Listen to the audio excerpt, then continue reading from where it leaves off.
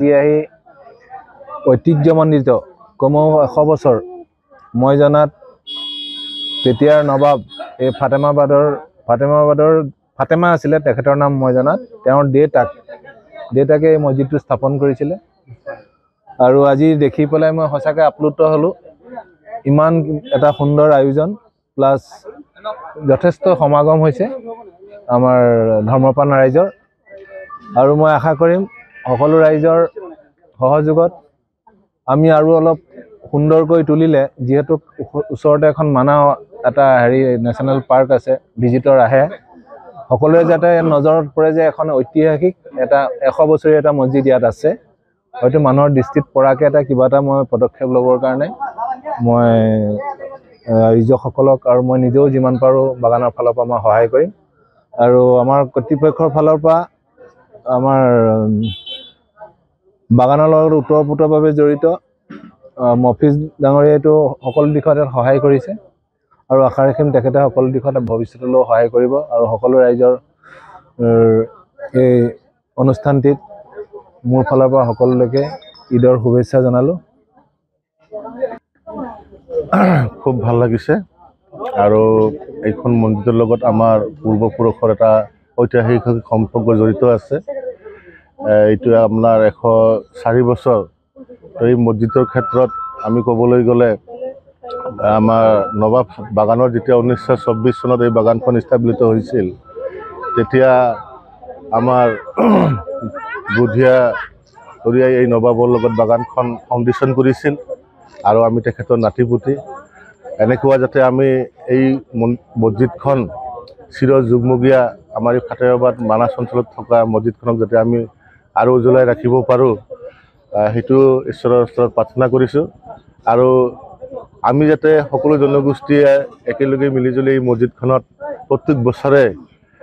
ইফতাৰত এটা উলহ মালহেৰে আমি পবিত্ৰ ৰমজান উপলক্ষে আমি একেলগে গোট খাওঁ আৰু আশা কৰোঁ অদূৰ ভৱিষ্যতে আমি এনেকৈ মিলা প্ৰীতিৰে একেলগে ভাই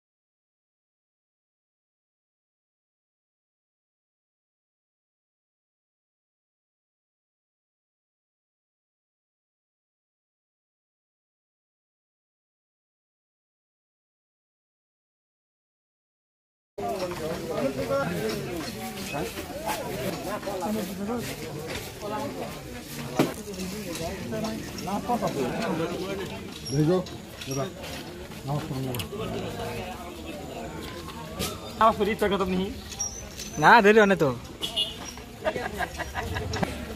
लेंग मारो खाली ना लेंग मारो